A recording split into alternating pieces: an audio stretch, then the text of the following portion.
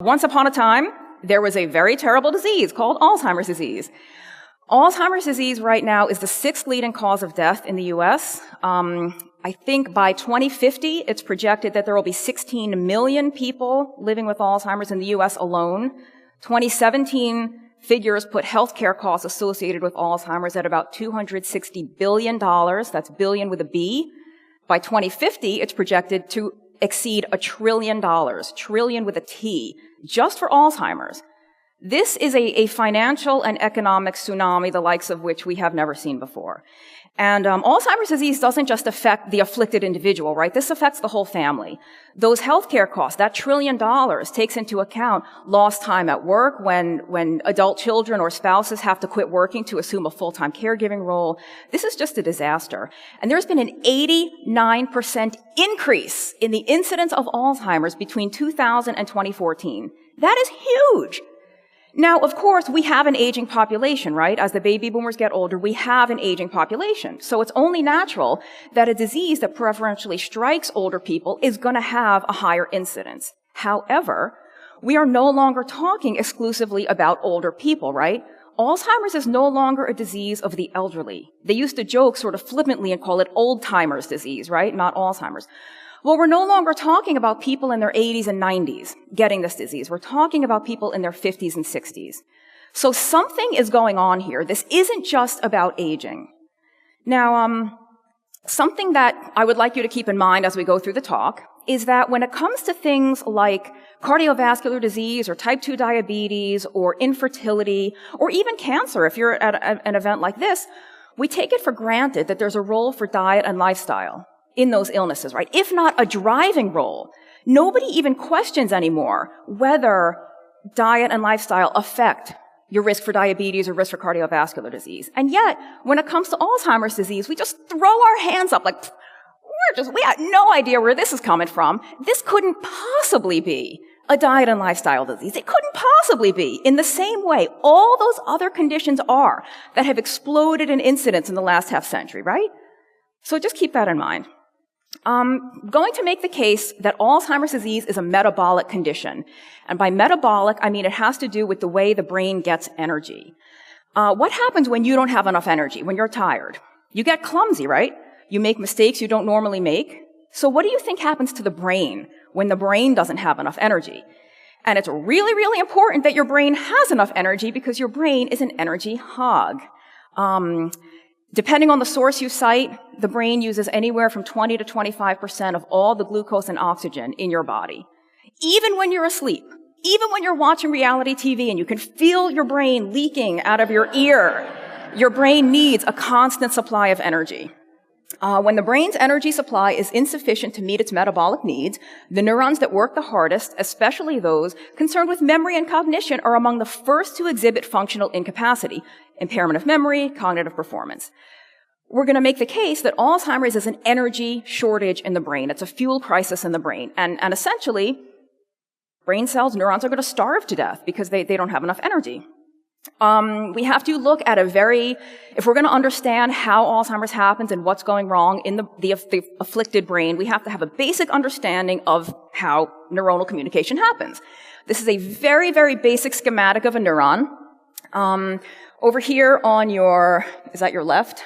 Amy, you know right and left, right? So this left part is the cell. Oh, no. There's the pointer. Okay. Maybe? Okay, whatever. This part here on the left, this big portion, is called the cell body, and it has a long, skinny thing coming out of it called an axon that ends in axon terminals. And the way that neuronal communication happens is a signal is sent out the axon of one terminal, and it's received at the dendrites at the cell body of another, kind of like this. But these axons and dendrites don't actually touch. There's a tiny bit of space in between them, and that space is called a synapse. And neurotransmitters, chemical messages, nutrients, whatever, have to pass across that synapse to be received from one to the next. One of the things that happens in Alzheimer's disease as the brain becomes unable to get enough energy and there's this fuel shortage is the shape of this cell actually changes because it's energetically costly. It requires energy just to maintain this shape. So in the Alzheimer's brain, when there's not enough energy, in order to conserve energy to keep the cell body alive, that part there on the left, the cell will retract the axons and dendrites. It'll suck them back into the cell body, almost like a vacuum with a retractable cord. So instead of nice, beautiful synapses like this, we now have that. Do you see what happened? That synapse has been lost. Those neurons are no longer communicating with each other. It is no wonder at all that someone who's having that happen is having memory loss and confusion and cognitive impairment and personality changes and all the other things we see in Alzheimer's. So before we move on, all right, I don't know if is this the pointer? Maybe not. You saw it going? Oh, okay, I can barely see it. I see the red dot, there it is, okay. This axon is covered, this yellow stuff, something called the myelin sheath. And it's called the myelin sheath because it surrounds and encases and protects and insulates the axon the way a sheath, kind of you put a sword into a sheath. And the myelin speeds neuronal communication. We need a couple of things to produce and maintain myelin. So myelin is built largely out of fat and cholesterol. And we need a couple of nutrients to keep good myelin. One of the key ones is B12. Keep those three things in mind. We're going to come back. Fat, cholesterol, and B12. So again, very basic schematic of nerve impulse transmission. We have coming out of, being conducted out the axon of one, received at the dendrites of another, and has to go across the synapse. Okay, if anyone, again, super nerd, we're all friends here. I can say that I'm a big nerd. I had a huge nerd crush on Carl Sagan, and Carl Sagan's tagline was billions and billions of stars, right? Well, we have billions and billions of neurons. And each neuron has multiple connections, multiple synapses with other neurons. So we have trillions and trillions of synapses. And this is just kind of a funny look, just kind of big, massive axons and dendrites, big tangled web. Okay. I hope nobody's having scary flashbacks to high school biology class. It's just a cell membrane. It's a lot less scary than it looks. But again, if we're going to understand what's going wrong in the Alzheimer's brain, we have to understand at the cellular level what is malfunctioning. So what is a cell membrane made out of? If you guys can see the pointer, there it is.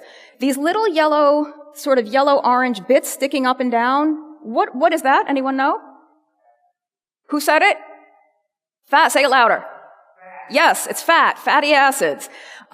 We need all different kinds of fatty acids for healthy neuronal cell membranes, but one of the ones that's especially abundant in the brain is DHA, the omega-3 fat. What else is the cell membrane made out of? We got these other yellow little bits. Nick, what's that? Yes, cholesterol. I hope you guys were here for Nick's talk. So, what do we need for healthy cell membranes? Cholesterol and fat. And remember, a cell membrane's got all this other stuff embedded in it, all these proteins, all these ion channels and pores. And what is the cell membrane? It's the security guard of the cell, right? It's like a bouncer.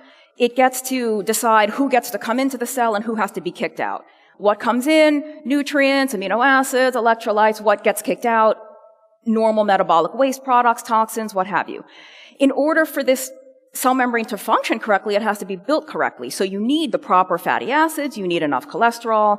If the cell membrane is malfunctioning, good stuff can't get in, bad stuff can't get out. And remember, if it doesn't have the correct shape, some of these things embedded in it aren't going to work properly either.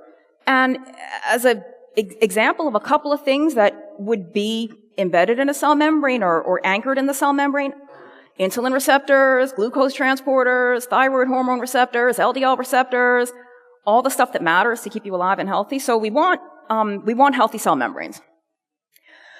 If we're talking about energy, and we're talking about Alzheimer's as an energy crisis in the brain, we're probably going to talk about the mitochondria, right?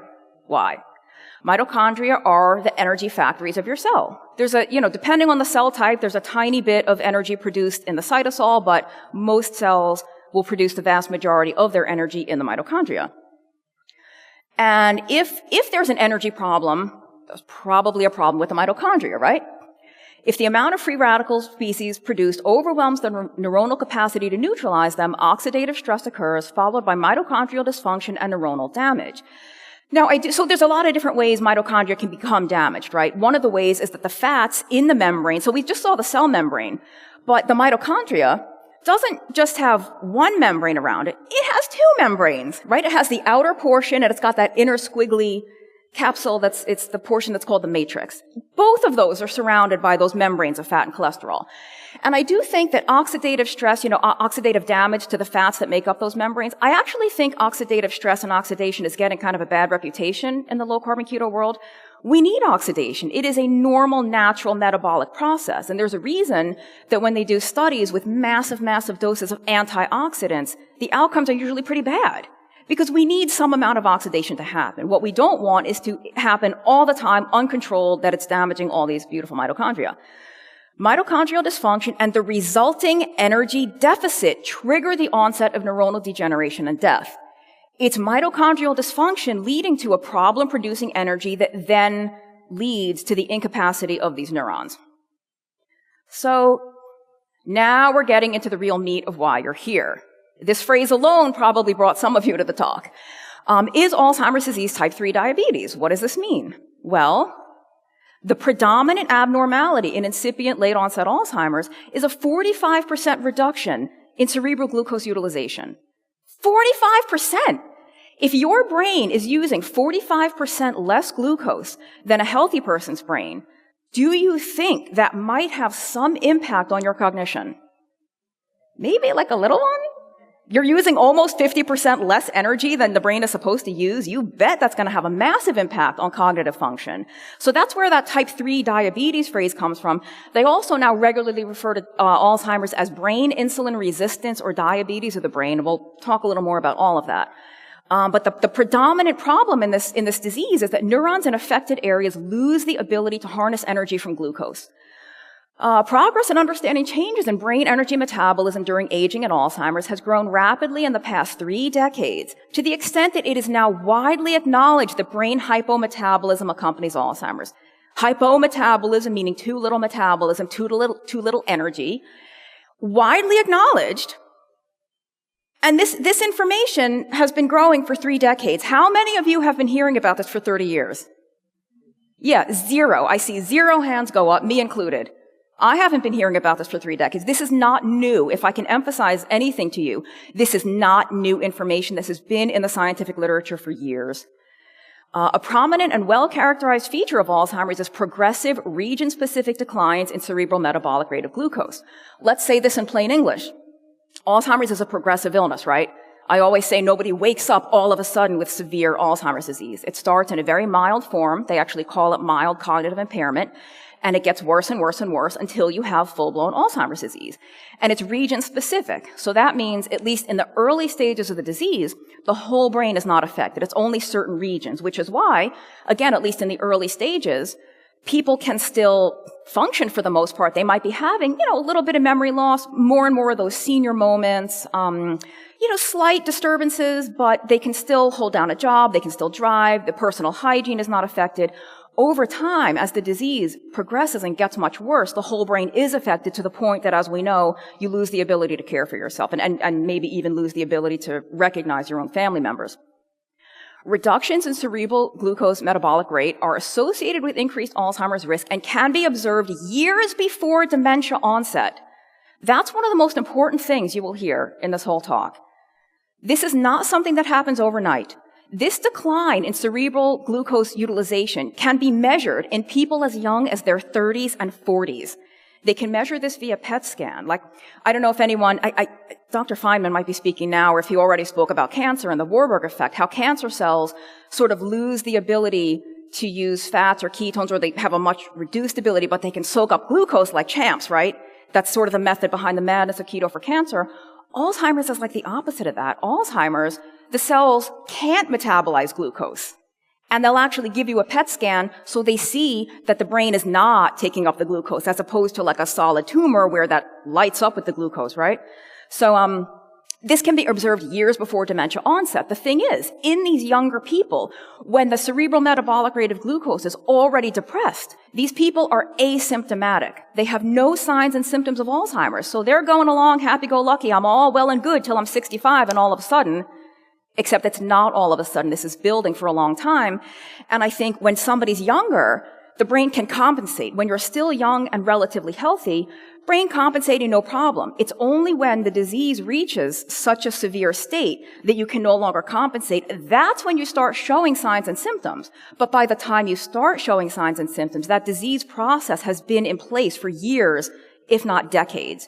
And I think that's part of why this is so hard to make a dent in. This is not like type 2 diabetes or obesity, where you can sort of reverse it, put into remission, whatever phrase you want to use. Those things happen relatively quickly on keto, right? Blood sugar comes down, insulin comes down, acid reflux goes away, PCOS, your fertility comes back. Alzheimer's disease takes much, much longer to have a dent in, if it ever does have a dent in. Now, as much as I love the phrase type 3 diabetes because it automatically tells you there's at least some problem with glucose and insulin, as much as I love that, it's a little bit misleading. There's a problem with how we diagnose type 2 diabetes. Type 2 diabetes, and if I ever just say diabetes, please know I'm referring to type 2 and not type 1. The way we diagnose type 2 is solely through measurements of blood glucose. You either have an elevated fasting glucose, elevated A1C, or an abnormal response to the oral glucose tolerance test. Well, that's all well and good, except the flaw in that method is that there are quite literally millions, and that's no exaggeration, millions of people who have totally normal fasting glucose and even maybe a normal A1C. And those blood sugar markers are only normal because they're being kept in check by sky-high insulin. And I'm pretty sure that most of you here coming to Ketofest know that even when your blood sugar is normal, if you have chronically high insulin, that's a problem in and of itself, regardless of where the blood sugar is. So I have to give credit to Ivor Cummins, the Fat Emperor, for bringing the work of Dr. Joseph Kraft back to our attention. Dr. Kraft is the one who pioneered what's now called the Kraft test. It's the oral glucose tolerance test, but instead of only measuring glucose, they measure insulin. And instead of it being a 2-hour test, which is the standard OGTT, it's a 5-hour test. And by doing tens of thousands of these extended OGTTs with insulin assay, Dr. Kraft uncovered this huge, huge hidden iceberg of all these people with normal blood sugar that were super crazy hyperinsulinemic. And it was tied to so many other conditions besides diabetes. Don't really have time to go through them all, but we know PCOS is a hyperinsulinemic condition. I've even heard it called diabetes of the ovaries. Hypertension, other presenters have already mentioned that elevated insulin causes the body to retain sodium. You retain sodium, you retain water, the blood volume goes up, blood pressure goes up. Skin tags, erectile dysfunction, men, that's not a desire problem. That's not a libido problem. ED is a cardiovascular problem. And cardiovascular problems are insulin problems. So BPH, insulin, we know it's sort of a growth-promoting hormone. So it's not just the sugar, it's the insulin, stupid. So what is the deal with hyperinsulinemia? The risk of Alzheimer's disease doubled in 39% of a study sample with hyperinsulinemia and was highest in people without diabetes. This is Dr. Kraft in action. These people have normal blood sugar, right? They're not diabetic. They're hyperinsulinemic. And hyperinsulinemia is a risk factor for Alzheimer's disease regardless of your genetics, regardless of your family history. If you have chronically high insulin, you are at increased risk for Alzheimer's, period. Insulin resistance may be a marker of Alzheimer's risk that is associated with reduced cerebral metabolic rate of glucose and subtle cognitive impairments at the earliest stage of disease, even before the onset of mild cognitive impairment. This hyperinsulinemia is your canary in the coal mine. This is the stuff, the high insulin, the reduced cerebral glucose usage is the stuff that happens years, if not decades, before you start manifesting the symptoms of Alzheimer's. We know this in type 2 diabetes too, right? The rise in blood sugar is like a late player to the game. By the time that happens, typically the insulin has already been high for a really long time. So I know there's at least one person in the audience who's very excited about this slide. If you're into Alzheimer's research, you have no doubt come across ApoE4. ApoE4 is currently the strongest known genetic risk factor for Alzheimer's disease. We get 2 copies of each gene, right? One from our mother, one from our father. People that have 1 copy of ApoE4 are at increased risk for Alzheimer's. And people with 2 copies, if they're homozygous E4, are at super, super exponentially increased risk. They have something on the order of 50 to 90% chance of getting Alzheimer's. However, If you have a 50 to 90% chance of getting Alzheimer's, what do you also have? A 50% chance of not getting it, right? So in Nigeria, they have a very, very high incidence of ApoE4. There's a very large concentration of ApoE4 genes in certain Nigerian tribes. You know what they don't have? Alzheimer's disease. So ApoE4 does not cause Alzheimer's disease. Nobody's genetically programmed to get Alzheimer's. The really fascinating thing, at least to me, about E4 is that it is believed that E4 is the oldest allele of this gene in the human family. The ApoE2 and 3 are believed to have appeared later in human evolution. So this gene was really forged in our hunter-gatherer days, if not before. So ApoE4, again, it doesn't cause Alzheimer's. What it is the worst match for the way we eat and live in the 20th and 21st centuries. This is a gene that is not accustomed to frosted flakes and skim milk and margarine and staying up till 2 in the morning staring at your computer. This is a gene that responds to a very different diet and environment. It should be noted that E4 is not an inherently damaging allele. It is only deleterious in combination with a high-carb diet, which is deleterious on its own. Again, the ApoE4 allele may not be inherently damaging. It's only in combination with the high-carb diet, which is damaging in itself and likely to be a major contributor to high risk of coronary artery disease and possibly Alzheimer's in modern populations with or without ApoE4. Remember, millions of people with Alzheimer's disease don't have E4, not even one copy. They're not even heterozygous. And plenty of people who are homozygous for E4 do not develop Alzheimer's. So this gene, again, it's not causing Alzheimer's. It definitely does increase your susceptibility in the context of the modern diet and lifestyle. So there's a lot of controversy about the E4 and what type of fat you should eat. Don't really have time to go through that. If anyone wants to ask me about that afterward, we can get to that. But we have to move on to the infamous amyloid. Again, just like the E4, if you're interested in Alzheimer's disease, interested in the research, you've no doubt come across the term beta amyloid or amyloid plaques. What is this fish doing in a talk about Alzheimer's? It's a red fish? What kind of fish is this? It's a red herring. I love an intelligent audience. This is a red herring. I'm not going to say amyloid is a total red herring, but it's kind of a red herring, and we'll talk about why.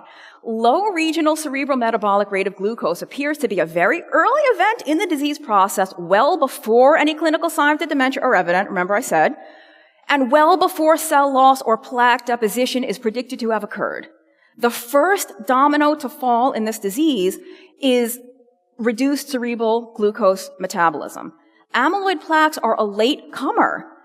And so let's talk about what these plaques are. Really basic. They're a protein that are secreted by the neurons, and they're secreted by other cells too, but we're mostly interested in the neurons. And this is a totally normal part of metabolism, part of physiology. The problem in the Alzheimer's brain is that these proteins are not cleared away. So they accumulate. And once they accumulate to a certain concentration, they actually solidify and they cross-link with each other into these infamous amyloid plaques. And you can kind of see it just sort of builds up outside the neuron, causing debris and gunk in the cell. And again, kind of a schematic of the problem. And part of this is I showed the picture of the neuron and I said how the communication happens across the synapse. Well, if these proteins and plaques are forming outside and in between the neurons and they're just kind of gunking up the works, it makes sense that these plaques, well, no wonder this person's demented. No wonder they're having cognitive impairment. There's all this amyloid plaque getting in the way of neuronal communication. However, a lot of people with Alzheimer's disease do not have significant plaque buildup in the brain, and a lot of people who die from other causes upon autopsy, die from other causes, no signs or symptoms of Alzheimer's, when their brains are autopsied, they are found to have significant plaque burden. So these plaques are not a cause of Alzheimer's, or they're not the main cause, and there's a lot more information coming out that they may even be protective. So how could amyloid be protective? The production of the amyloid is a protective response. The idea of just getting rid of it without understanding why it's there makes very little biological sense. That's from Dale Bredesen. He came out with his book, The End of Alzheimer's, last year, highly recommended. The formation of beta amyloid may actually be an element in the brain's defense against oxidative stress. Oxidative stress may then provoke the protective release of amyloid beta. Let's also talk, that is a note for myself. This is something I've never said in this talk before, so I had to remind myself because this is a savvy audience, so you're going to understand this. If we're talking about problems with brain glucose usage, so PDH is pyruvate dehydrogenase. I'll try to keep this as plain English as I can. Pyruvate dehydrogenase is an enzyme that converts pyruvate into acetyl-CoA. If you have glycolysis, the first step of metabolizing glucose turns into pyruvate. In order for the next step to happen, for the metabolic byproducts of that glucose to be burned in the mitochondria, they have to turn into acetyl-CoA. PDH turns pyruvate into acetyl-CoA. So one of the things that beta amyloid does is it inhibits PDH. So if this amyloid protein is inhibiting the next step in glucose metabolism, okay, another slam dunk. No, this amyloid is definitely causing Alzheimer's, right? No doubt. If the problem is a reduced brain glucose metabolism, and this is messing with the brain glucose metabolism, then we know there's a problem. But again, the accumulation of a lot of this amyloid is a late player to the disease. And the decline in the cerebral glucose usage is the first thing, right? So I think the glucose usage is declining for other reasons. And if I can anthropomorphize the brain or the neurons for a bit, the brain is doing itself a favor by shutting off pyruvate dehydrogenase. It's saying, my mitochondria are already so glycated and so oxidized and so damaged from all this stuff you've been feeding me all these years. But since you won't give up your orange juice and your bagel and your margarine and your scone with grape jam and your latte, I'm going to give it up for you. I'm going to force I don't want any more glucose. It's turning off the glucose spigot. So even if you keep on eating glucose, your brain is like, not going to metabolize it, don't care. So in my opinion, the amyloid is doing the brain a favor in that sense. And there have been many drugs at this point, at least 3 or 4, designed to reduce the formation of the amyloid, to reduce the plaques. Every single one of these drugs has been a failure. They have been successful in that they do reduce the formation of amyloid, they do reduce the plaque formation. However, the reduction in that amyloid does nothing to stop the disease process. It does nothing to stop the Alzheimer's from getting worse. The dementia continues unabated. In fact, the phase 3 clinical trials of one of these drugs had to be stopped early because the people on the drug were doing so much worse than the people on the placebo that it was deemed unethical to continue. If you guys know the story of Mary Newport, her husband was put on that drug, and that's when he had a much sharper decline than he did previously.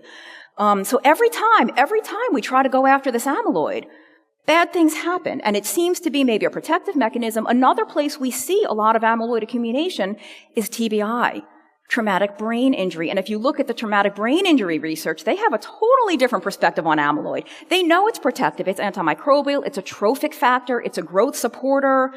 So we have this substance, this beta amyloid, this sort of nice, seemingly protective, potentially helpful, normal metabolic process going on, but we've identified this as the cause, right? It's the amyloid. If we can only just get rid of amyloid, then we've cured Alzheimer's.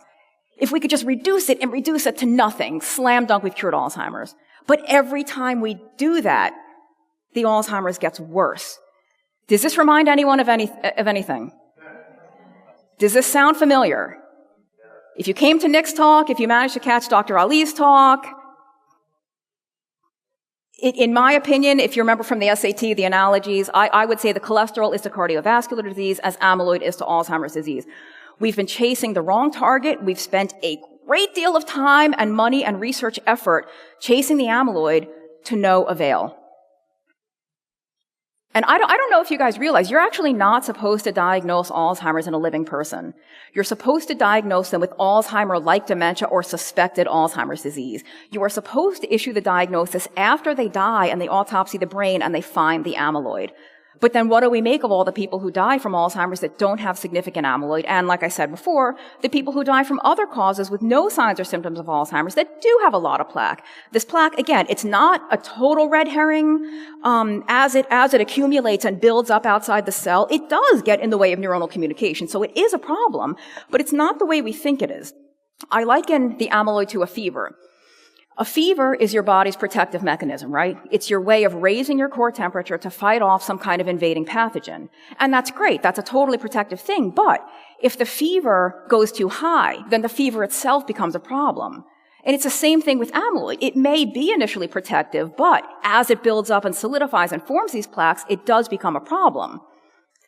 Can we tie back the accumulation and the plaque formation of this amyloid? Can we tie it back to insulin? You're darn right we can. Probably wouldn't be on the slide if we couldn't. I hope I blow your mind, because when I started doing the research on this, this is one of the things that blew my mind the most. One of the things that is primarily responsible for getting rid of the amyloid, remember I said, the secretion of the amyloid, totally normal process. The problem in Alzheimer's is that it's not being cleared away. The thing that clears away the amyloid is an enzyme called insulin-degrading enzyme. What? Insulin-degrading enzyme, IDE. Insulin-degrading enzyme does exactly what you think it does. It degrades insulin. So a lot of enzymes in the body, some enzymes only have one target, or what we call a substrate. They have one target that they can work on. Other enzymes have multiple targets and substrates. IDE, insulin-degrading enzyme, has multiple substrates. One of the substrates it works on is insulin, right? When a hormone is in the blood, once it's done its job, it can't stay in the blood forever. So something like a degrading enzyme has to come along and degrade it. So that's what insulin-degrading enzyme does. However, oddly enough, insulin-degrading enzyme also degrades the amyloid proteins. So in somebody who is chronically hyperinsulinemic, if you're awash in insulin all the time, insulin-degrading enzyme is so busy going after all the insulin that it sort of doesn't have a chance to go after the amyloid. And I joke that, parents of more than one child always claim they don't have a favorite child. Even if they totally do, they'll say, I don't have a favorite child. Enzymes do pick favorites. They have what we call a higher affinity for certain substrates, meaning they're going to latch on to one thing more than any other. And the favorite child, the preferred substrate of insulin-degrading enzyme is insulin. So again, anytime there's a whole bunch of insulin, the enzyme's going to go after the insulin, leaving all its other jobs, including degrading the amyloid, to fall by the wayside. Under hyperinsulinemic conditions, insulin competes with beta amyloid for insulin-degrading enzyme, leading to accumulation and senile plaque formation. Insulin-degrading enzyme, a major beta amyloid degrading enzyme, might be competitively inhibited by insulin, resulting in decreased beta amyloid degradation. It was shown that elevated insulin levels in type 2 diabetes, and I would argue in any other hyperinsulinemic condition, whether or not you're diagnosed as a type 2 diabetic, it induces beta amyloid accumulation through competition between insulin and beta amyloid for IDE. Again, if your insulin is high, enzyme's too busy. So Alzheimer's disease is your brain on modern garbage food. Alzheimer's is your brain on Krispy Kremes and sugar cubes and all that stuff that is delicious, but we don't eat it. Are there other additional obstacles to healthy cognitive function, especially in our elders, especially as we age? Yeah. It's not just the diet. It's mostly the diet, but there's other things. So if we're going to talk especially about some of our elders or not so elder, plenty of younger people are on prescription antacids. What did I say about the myelin? I said we need 3 things. We need cholesterol, fat, and B12. What do you need to absorb B12? Stomach acid. Your stomach is supposed to be acidic. Why are we trying to reduce every little bit of acid in the stomach? There is a reason your stomach is acidic. All you carnivores in the audience, you love your acidic stomachs. I know, we got Amber right here in the audience. We love stomach acid. PPIs were never intended to be long-term medicines. What do we think? Healthy cognition doesn't happen in a vacuum. It doesn't happen by magic. You need zinc, you need choline, you need iron, you need B12, you need iodine. You can't absorb nutrients without proper digestive function, and digestive function gets cut off at the knees if you don't have enough stomach acid.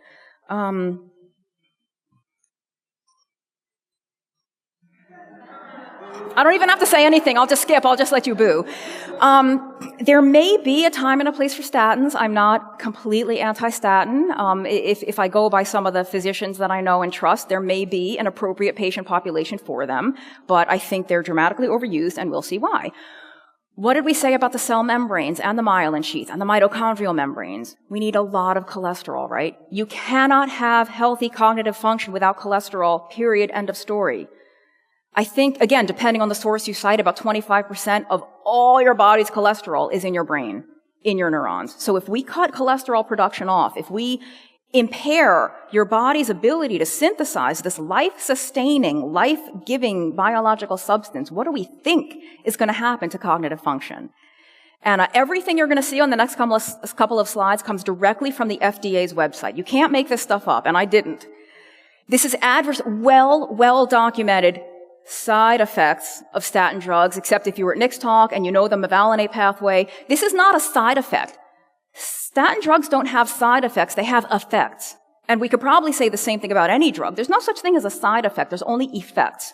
So information about the potential for generally non-serious and reversible cognitive side effects and reports of increased blood sugar and glycosylated hemoglobin have been added to the statin labels. The FDA continues to believe that the cardiovascular benefits of statins outweigh these small increased risks. We have a couple of things to dissect in here. Increased reports of elevated blood sugar, you bet. I actually wrote a blog post on this. That could be a whole other talk. Statins increase risk for type 2 diabetes because of how they affect the mevalonate pathway. You need a process called protein prenylation to make the beta cells secrete insulin properly, and statins impair that process. You don't have enough insulin. Are you going to have high blood sugar? Are you going to be diagnosed with diabetes? Do statins increase that risk? So, but even more important than that, the FDA continues to believe that the cardiovascular benefits of statins outweigh the small increased risks. Let me tell you what that means in plain English. Congratulations, Dr. Ballerstedt. You've got the lowest cholesterol in the dementia ward. I mean, that's what we're talking about here. We're talking about trading cardiovascular benefits, which are theoretical, not even hypothetical. I think they've actually been disproven, depending on who you ask. Those outweigh the small increased risks for dementia. Again, this is what they show patients on the FDA's website. Memory loss and confusion have been reported with statin use. Reported events were generally not serious and went away once the drug was no longer being taken. This is what they show the doctors. Again, same thing. Post-marketing reports of cognitive impairment, memory loss, forgetfulness, amnesia, memory impairment associated with statin use. Reported symptoms are generally not serious and they're reversible upon statin discontinuation. Well, that's all well and good, but how often do doctors tell their patients to stop taking their statin? Maybe if you go to Dr. Westman, it happens more often, but I mean, generally speaking, that's a rarity, right? If anything, it's the opposite. There's so much fear. Don't you dare take that statin. You know, Mrs. Jones, I understand you're in pain, you're fatigued, you're depressed, you've lost your libido, and you're having memory problems, but you know, keep taking that statin because we don't want you to die of a heart attack. So it has been shown over and over and over and over and over again that higher cholesterol is protective as we age, especially in women, but in both, I guess I should use the word sexes because it's not genders. If I say both genders, there's like 80 genders now. So it's for men and women, however we define, higher cholesterol has been shown over and over to be protective as we age. If any of you guys have heard of Uf Ravenskov, super duper cholesterol researcher, the president of THINKS, the International Network of Cholesterol Skeptics, high LDL, the bad cholesterol, is inversely associated with mortality in most people over 60. Our analysis provides reason to question the validity of the cholesterol hypothesis. So, you know, when they say inversely associated, it means the higher your cholesterol, the higher your LDL, the lower your mortality. But I always like to be clear, everybody has 100% risk of mortality, right? So far as we know, nobody's getting out of this alive. So it doesn't reduce your risk for mortality. It just means that at any given point in time, your risk is lower of dying from anything other than a nice, happy, robust old age. Non-demented elderly with levels of total cholesterol, non-HDL-C, and LDL in the lowest quartile were approximately twice as likely to die than those in the highest quartile. Again, the higher your LDL, the higher your total cholesterol, the longer you live. High cholesterol in late life associated with decreased dementia risk. They did a study in very elderly Chinese people. Findings suggest that cholesterol levels within the high normal range are associated with better cognitive performance in the Chinese elderly, especially in the oldest old. With further validation, low cholesterol may serve as a clinical indicator of risk for cognitive impairment in the elderly. So I'm a writer, but I'm also a nutritionist. I do see clients privately. And when I get a client with very, very low cholesterol, I don't pat them on the back and say, congratulations. I say to myself, what's going on here? It's not always bad. You have to look further. It's not immediately cause for celebration. If anything, it gives me pause, especially in an older person, especially in an older woman. I don't celebrate low cholesterol in aging people. So this is the money shot. What are we going to do about it? If I didn't think we could do something about it, I wouldn't have written my book. If you didn't think there was something we could do about it, you probably wouldn't be here. Alzheimer's disease may be similar to obesity, coronary artery disease, and type 2 diabetes in being a consequence of the conflict between our Paleolithic genetic constitution and our current Neolithic diet. And again, I would say this applies especially to the ApoE4s, but it applies to everybody. This isn't specific to ApoE4. Remember, not everybody who has Alzheimer's has E4 genes. So the human brain is like a hybrid car. Now, if we've been saying all along that Alzheimer's disease is a fuel shortage in the brain, and it's an energy crisis, and this energy crisis is specific to glucose, the brain has become unable to properly metabolize and harness energy from glucose. Well, wouldn't it be great?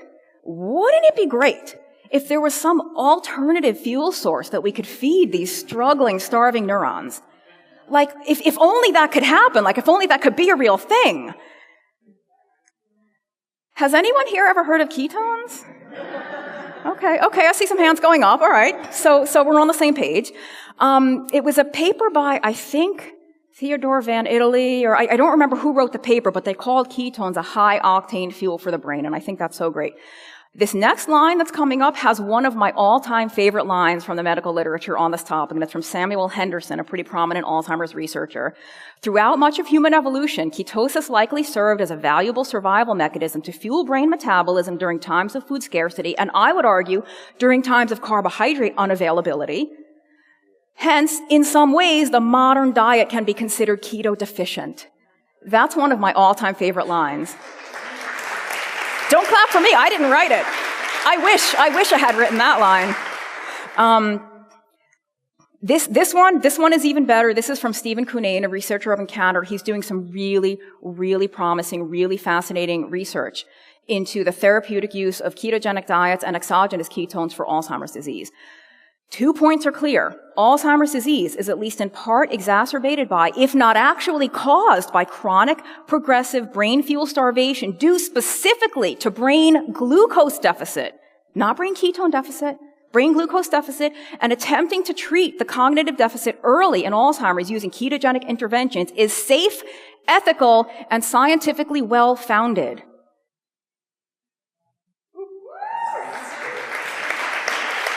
This is like a church revival. This is amen and hallelujah time. I mean, why do the researchers know this?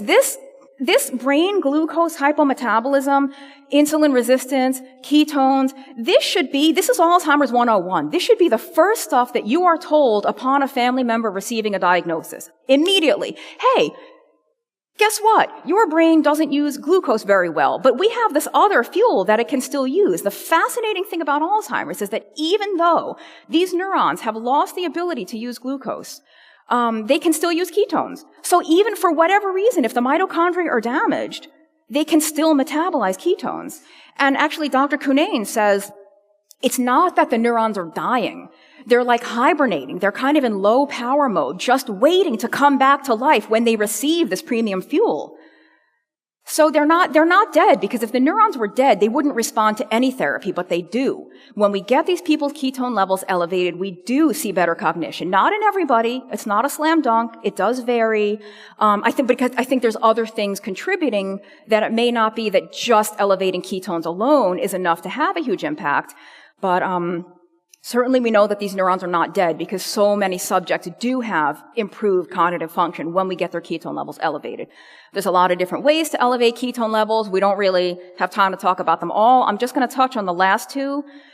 Many of you are probably familiar with Dr. Mary Newport. I mentioned her earlier. She is active now in the ketogenic Alzheimer's research community. Her husband had Alzheimer's. I think he was in his early 50s, maybe even late 40s when he was diagnosed, and he unfortunately did pass away 2 years ago, I think. But Dr. Newport discovered the potential of ketones just by putting coconut oil on his oatmeal. He was still eating his typical high-carb diet. She didn't change anything except giving him coconut oil. And just from that alone, she noticed that he had improved cognitive function. And that was encouraging enough that it spurred her on to further research, and she learned more about ketones. But she knew about the beneficial effects of MCTs because she was a neonatologist, and she was used to helping preemies and newborn babies, and I guess they use high MCT formulas or something to help them not die. So I get a lot of questions about the exogenous ketones. I do think for Alzheimer's disease and probably Parkinson's, maybe ALS, MS, some of these other neurodegenerative conditions, I think exogenous ketones can be an absolute godsend. I think there's definitely a therapeutic role for them. However, they are not a substitute for a ketogenic diet. They're not a weight loss tool. They're not a fat loss tool. They're not a diabetes reversal tool. There is a time and a place for exogenous ketones. If there was ever a time and a place, Alzheimer's is it. Because again, we have to get these people's ketone levels up any way we can. And if you have somebody who's very elderly and very severely demented, you are not going to get them to follow a ketogenic diet. Good luck getting your 88-year-old mother or your 92-year-old grandmother to give up her morning grape juice and bagel or whatever, scone, pancakes, and waffles in favor of eggs cooked in butter. It ain't gonna happen. We have to get their ketone levels up any way we can. Use the exogenous ketones, use coconut oil, use MCT oil, but keep in mind that that's a Band-Aid. That's just patching the hole, it's covering the symptom. I liken it to, giving exogenous ketones without changing the diet and lifestyle is like bailing water out of a leaky boat without stopping to patch the hole. You're just managing the crisis in the short term while the actual problem is continuing to get worse. So, the exogenous ketones will improve cognition, but they're very short-lived. They have like a 90-minute half-life. The minute they're metabolized, they're gone. Compare that to being on a ketogenic diet where you're generating ketones 24/7, even at a lower level. You're going to have at least some amount of ketones in your blood getting into your brain all the time. And elderly, Alzheimer's affected brains do take up and use ketones. They don't do it as well as a young, healthy brain, but they do take up and do it. They've shown this. Thank goodness, not just in mice, not just in cultured neurons in petri dishes, but in human subjects with mild cognitive impairment and Alzheimer's disease. When you get the ketones, they can do PET scans. The ketones do go into the brain. They do get metabolized, and these people have better cognitive function. So I do think the exogenous ketones can be used, but if Alzheimer's is coming from deranged glucose metabolism, hyperinsulinemia, oxidative stress, inflammation, whatever else may be contributing, exogenous ketones by themselves are not going to fix any of that. In my opinion, the diet would. So how are we what is an Alzheimer's prevention or a potentially Alzheimer's preventative diet? The primary event leading to the development of Alzheimer's is consumption of an evolutionarily discordant diet. This hypothesis predicts that relatively simple preventative measures, such as lowering the consumption of starchy carbs and increasing essential fats, will be effective. Simple dietary modification toward fewer highly processed carbs and relatively more fats and cholesterol is likely a protective measure against Alzheimer's. All of the quotes that you've seen throughout come from the medical literature. If you ever want to get the full links to studies, feel free to email me after. I'm happy to send you the links. I had to put the picture of bone marrow down there because somebody once called me out for not having any organs in the presentation, like, organ meat's the most nutritious, blah, blah, blah, because that was the Weston Price conference. They're all about the organs and the bone marrow. I don't know if bone marrow is considered an organ meat, but liver is really not photogenic, and kidneys are not photogenic, and frankly, bone marrow, this is not a good picture, but the ones where it's like cut in half and it's roasted and it's got parsley, that is kind of photogenic, but I just chose this one instead. So what does a nutrient-dense, lower-carb diet look like? Wow, this looks like a real hardship diet, doesn't it? Man, I have to eat all that cardboard-looking stuff and all those stupid alfalfa sprouts and all that tofu. Yeah, this is a real hard diet to follow. So I get the question very often, do I have to follow a ketogenic diet to prevent Alzheimer's or to potentially prevent, right? Because we don't know if we can prevent it. I say potentially. I think we can prevent it. I believe we can, but I don't know if there's even a way to design a prospective study to test that. How would you have I don't know that you could even do that. Based on the biological mechanisms at work, I think it should be preventable. But do I have to follow a ketogenic diet forever? In my opinion, no. Shh, don't let them kick me out for saying that. What you do have to do is maintain your blood sugar and insulin within a healthy range. For some of us, that's going to mean staying at 20 or 30 grams of carbs a day. For some people, it could be 150, 200 grams of carbs a day. It really depends.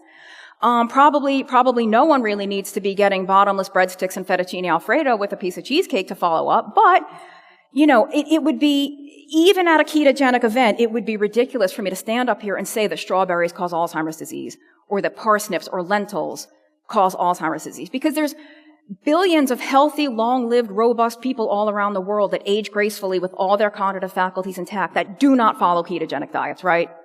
So